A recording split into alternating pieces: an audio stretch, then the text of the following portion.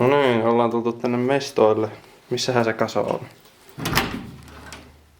Tää helvetti. Kaso! Voi vittu. Kaso!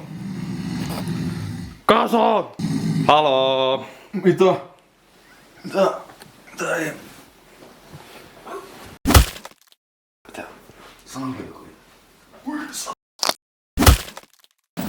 Kaso! Kaso, ootko nää kunnossa?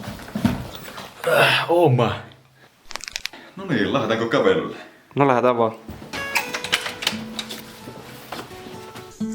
Mikä tää aamukävelyhomma oikein on? Tää on semmonen asia, mikä kuuluu mun rutiiniin. Mulla on tapana joka aamu käydä pitkällä ja virkistävällä kävelylenkillä. Se pitää mielen ja kehon virkeä. Niin, mä oon siinä James Bondissa ollut päävihollisena, että se on näitä mun vähän pienempiä projekteja, mutta en mä nyt halua alkaa tässä kehuskelle liikaa, että tämmöstä on tullut tehtyä. Sen takia kannattaa kävellä joka päivä 10 kilsaa.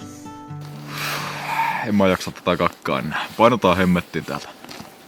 Aha, no okei. Okay.